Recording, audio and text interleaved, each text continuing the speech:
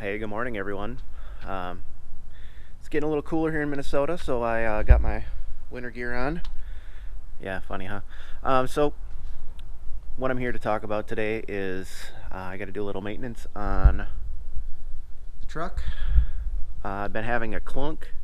It started like it was a suspension problem, and my son and I took it to a parking lot and did some motor mount testing and checked the whole suspension out, and found out that yeah, indeed it was a motor mount problem. So I know these trucks are rampant for having problems with the motor mounts because of the heat issues and the rubber and all that stuff. I started noticing the issue around 65,000 miles. It's got 71, 72,000 on it now, and it's getting really bad. I'll take you for a little drive to kind of see what's going on here and show you some footage, but yeah.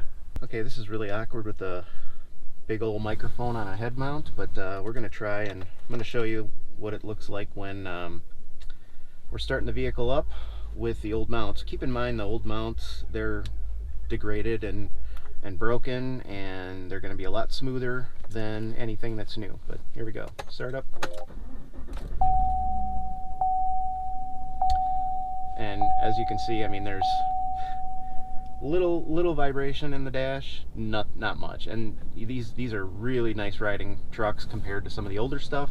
I'm really happy, but look at it, that's nothing. So now we're going to go into drive on the brake, and yeah, almost nothing. It's luxury ride, right? All right, so let's go to some spots where I've noticed the problem and started thinking about what might be the issue. And there's my cool setup.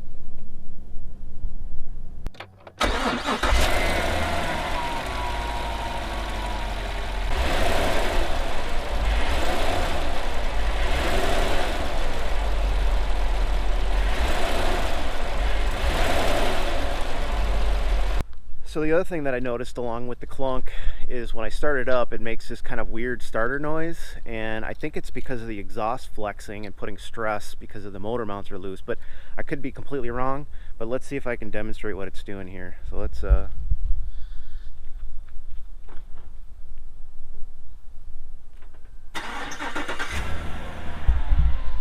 course it don't do it. All right, one more time, and then I'm going to start getting into this because I gotta get this done today. So here we go.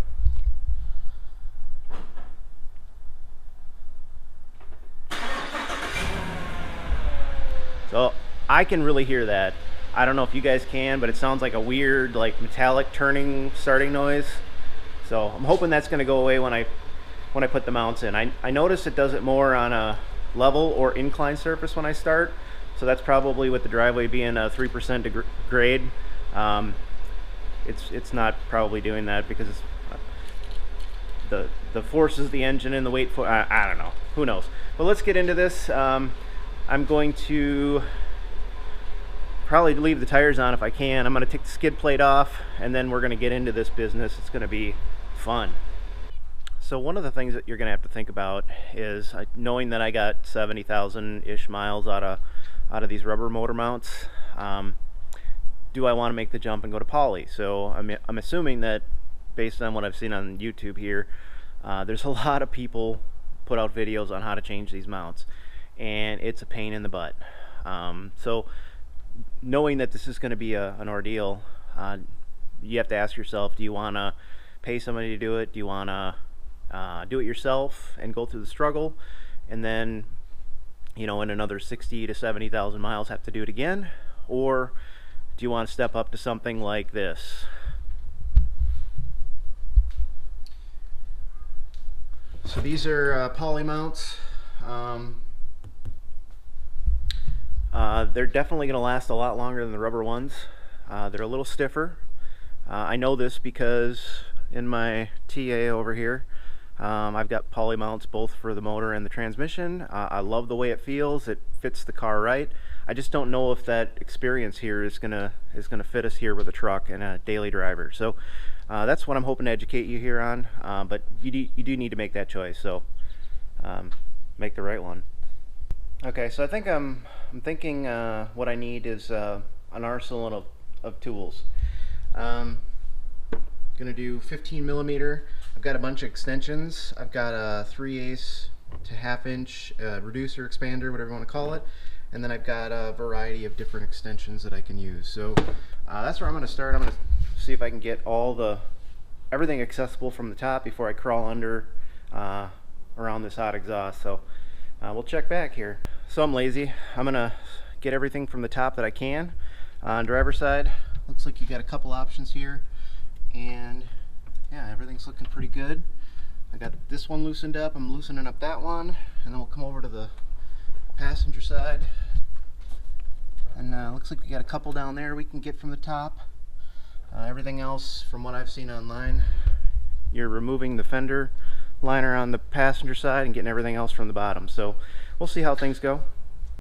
Okay, so I was able to loosen up the bolts here, here, and here from the top side. See how the vocals underneath the steering shaft there? It was a little bit of a finagling, but I was able to get it in and loosen up. I got all three loose on this side. I got one on the passenger side loose, and I think everything else is going to have to be from the bottom, so it's going to be a minute before this thing cools off. Alright, so the fender liner's out, and I've been looking for an excuse to take these out because I knew they'd need a cleaning. I plan on washing all of this, making it all nice and pretty, and then I'm not going to clay it, but I'll definitely put some sealant on here because I want to maintain this. And then once I seal it, I'm going to put some mineral oil. You can use transmission fluid, you can use a bunch of different stuff. Look it up on the internet, but I'm just going to put that all in here because I don't want these fenders to rot out. So as you can see, there's a pretty big opening now where we can get access to this stuff. So I think this is going to be the ticket. Yeah, underneath is definitely a pain. I haven't decided if I'm going to pull off the the driver's side because I want to do the same cleaning. I don't know if we need to do that yet, but we'll get into it. All right, I feel like this is important to say. To take these, not the fender liners, but whatever these plastic pieces are called, you're going to undo the 13 mil on the bottom, and then there's a couple of screws here that go into the top, and I got to take one out still. So alright, so just to give you a look at the inside, this is what the inside looks like, and all the flex that you're going to feel is from this bottom one right here. All the rest of them are all small, and they'll just pull out. So if we go over here, remember, got that flex going on, so just reach back behind here and pop that out. And we're going to work our way all the way around, just like this. Nice and easy, we're not rushing.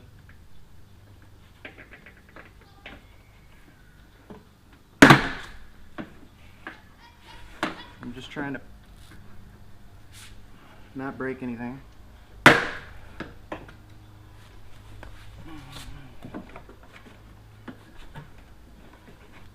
this last one. And that's how it's done. Alright, we're to the part of the show where we had some progress. So, 3 driver's side lower bolts are out. The only thing that's holding the motor in on that side is the pin from the motor mount, and same thing on this side. I was able to get everything from the lower bolts out, either from the top or through the axis from removing out the what do you call them? These things, the inner liners. So now you're probably to the point where you're a little pissy, a little irritated. I get it. Take a break, or you can just turn on the Bee Gees like I did. You don't like the Bee Gees? Foo Fighters did a remix or redid their videos, so check them out. It's pretty sweet. I'm gonna get going back into it. I'm gonna tackle the block side bolts. As you can see from the mounts here, we've got 4 in each, and not excited about that, but that's what's up next. Also, I wanted to mention that supporting the engine with a block of wood and a jack underneath the front side of the transmission pan. So that was really all that's available. So that and the other thing is if I ruin the tranny pan, it's a lot easier to replace that than it is to do anything else. So good luck. Continue on. Alright, I decided to take the tires off too because I didn't have long enough arms to reach around the tire.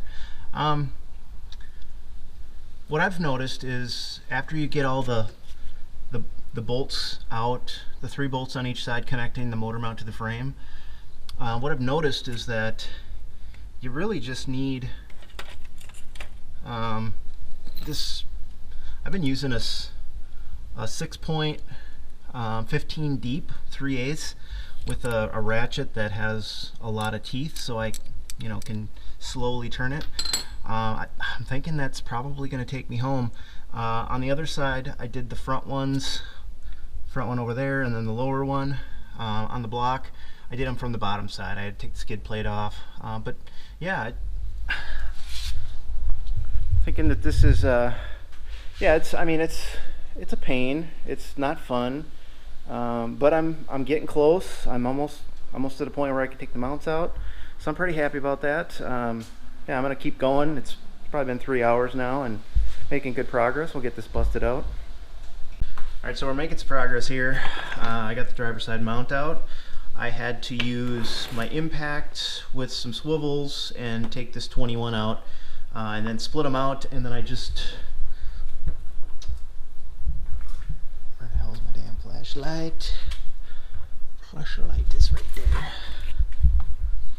And then, I don't know how well this is coming up on the camera, but yeah, I just weaseled it out right through this hole here. Actually, there's a piece of the mount still in there.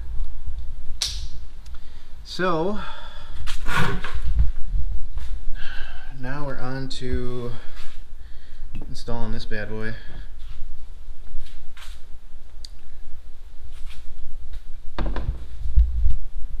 I will say it's been a little challenging.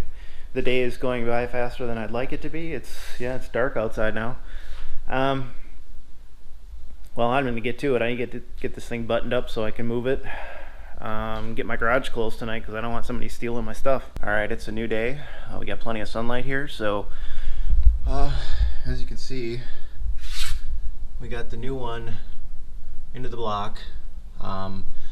The chassis mounts are waiting until the other side's done, but been fighting with this side,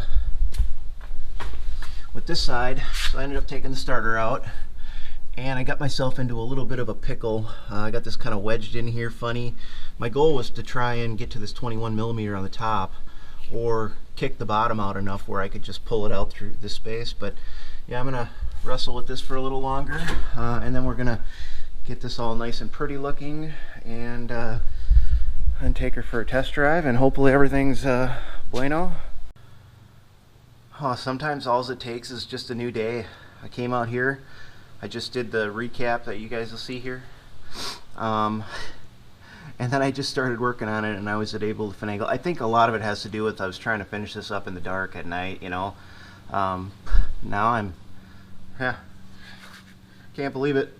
Hopefully we'll be getting this new one in here pretty quick. I figured I would show you a little clip since I was pretty happy. What a relief. Oh man, part of it out. Oh, and we'll set this down. Get my ass hurts from sitting on this bucket. Let's see, are we going to be able to finagle it out? I don't know. Probably.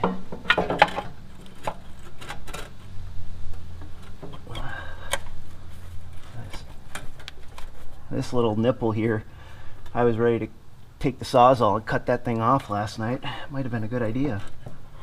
I don't know how thick it is or strong it is, but as you can see, it's still posing a problem.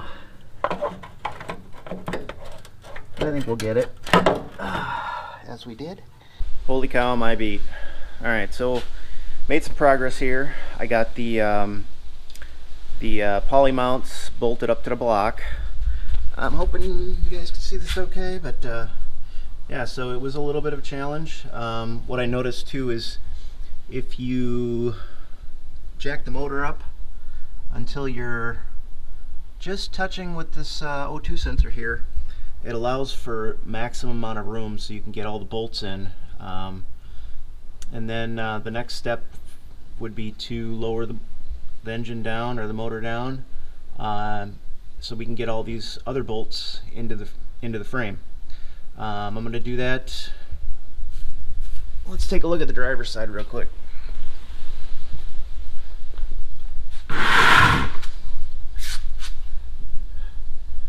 Driver's side was a bit of a challenge. The top right bolt you can get with a long extension.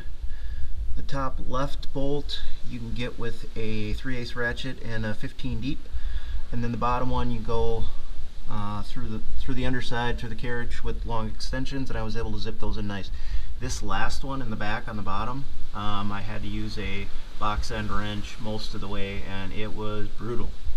But on to the next step. We're going to lower the motor down, and we're going to get these other bolts into the frame and start buttoning this bad boy up. Yay. Okay, I've got all of the frame mount bolts hand threaded in, probably 3 or 4 or 5 threads, something like that. The jack is no longer supporting the motor and trans, so I'm going to zip all these down, and then we're going to go and we're going to tighten up that big bolt here in the center. So okay, we're all torqued. Just one thing you'll want to know is, because there's anti-seize on, or not anti-seize, but Loctite on here, what I've been doing is I've been checking the little, yeah, this is tough. I've been checking the little washers, just put my finger on them to make sure I can't spin it, and then we're good. I'm using the impact, but you know, when there's certain situations where the impact won't do and you got to use hand tools. So that's my gauge. Next step, we're gonna tighten up them long bolts going through the poly bushing, and then whew, we're almost done. Sweet. Okay, we're on the last leg, so you can see all that. So I've got a 22 short on my 1/2 inch ratchet on the front side, and then I've got whatever the equivalent of a 22, 21, 13, 16, something like that on this, with an extension going all the way down underneath the truck. And yeah, that was kind of a pain, but I think I figured it out. It was just a combination of finding the right tools, one to make sure that the nut doesn't spin, and then spin the bolt. So I think we're good. Those are torqued down. I'm gonna start putting the wheels back on. Let's take a look at the other side real quick too, though. This side was a bit easier. All I did was use a 22.5 inch ratchet and ran it in. I mean, it was just slow as can be, but that's what I did. And then I checked on the front side, because you can't really get anything in there, to see if it was spinning. It's not spinning, so we're good. One thing I would suggest when you're doing these is, if you run the nut in, you know, like 8-9 threads, not touching, but so it can still articulate. That'll save you a ton of time doing this in the truck. That's what I did that, and it sucks. So save yourself about an hour and do that. Okay, now we're just going to button the starter up. So I've got ground cable that goes to the block back there, and then I'm going to put the starter in. There's 2 bolts, and hook up this cable as well. So let's do that. Alright, as you can see, the starter's in. Well along my way. Putting the wheels back on as we speak, and I am super pumped. Can't wait. It's been a long road. Yeah, check back after the test drive. Hopefully there's no clunks. Alright, so let's take a look at these mounts. So we've got the passenger side one here. As you can see, no movement. And driver's side. So this is pretty much blown out. Alright, the mounts are in. So let's take a look at what the startup looks like.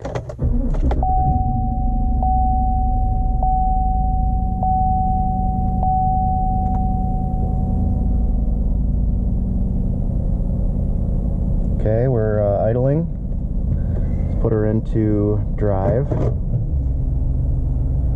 We got a little bit of vibration. To be honest, I've been driving this now for about a week and a half. But yeah, let's take it for a drive, and I'll kind of explain what I'm talking about here and what the difference is between the poly and the factory OEM rubber mounts. Okay, so let's talk about some of the things that you're going to notice when you put poly mounts in.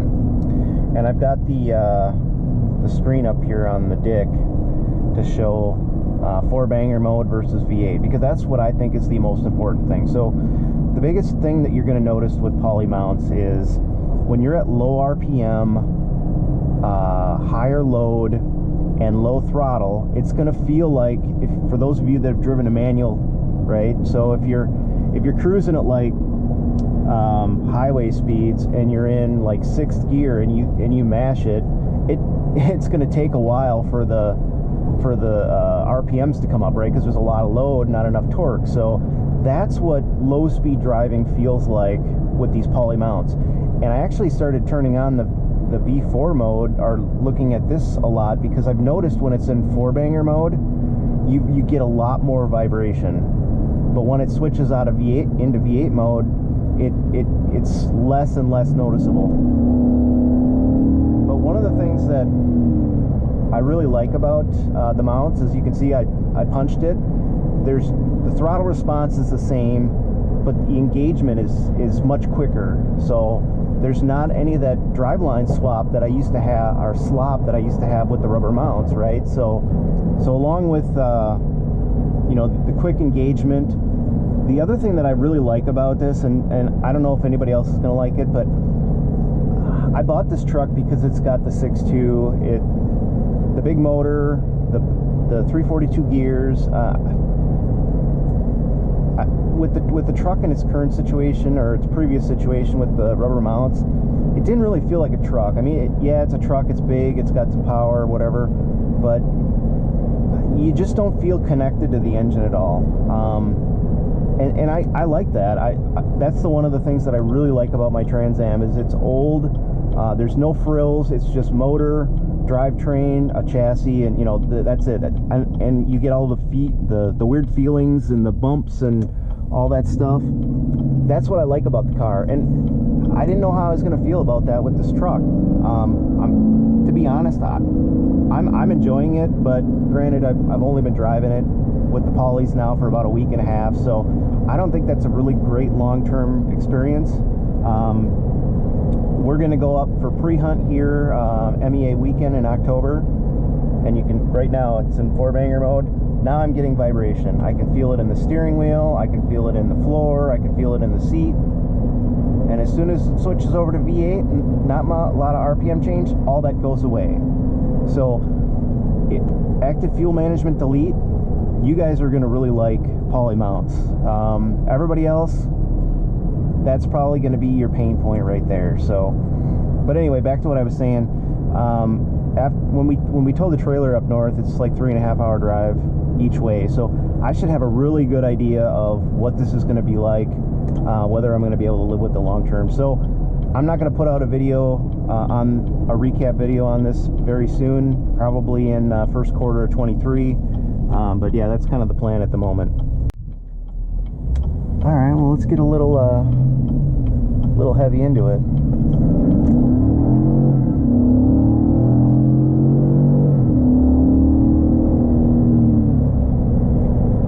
Yeah, I'd say the other thing that I really like too is we're back to barking the tires going into third.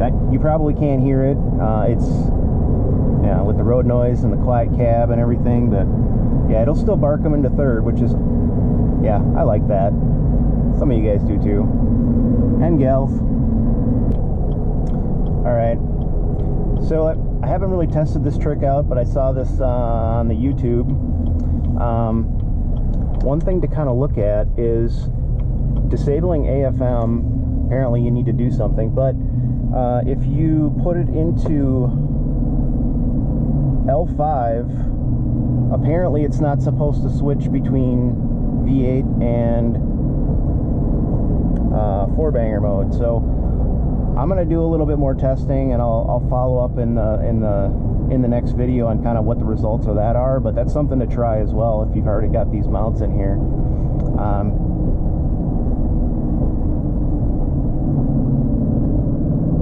It's absolutely a lot smoother when it's in full. All 8 holes are firing, so a lot more balanced, a lot smoother. As far as my preferences, I'm really liking the poly mounts. One of the things that I think they're starting to loosen up a little bit, so on the way home here I gotta go and retorque them. But I would seriously recommend, there's some anti-seize from the factory on there. Or not anti-seize, Loctite or of some variant. I would remove that with like a buffer, clean it off, and then use, you know, new blue Loctite or something like that. That's what I plan to do when I get home. So but otherwise the mounts are great. I'm really happy that I did them. This is absolutely something, like I said before, these are not easy, but something everybody can do.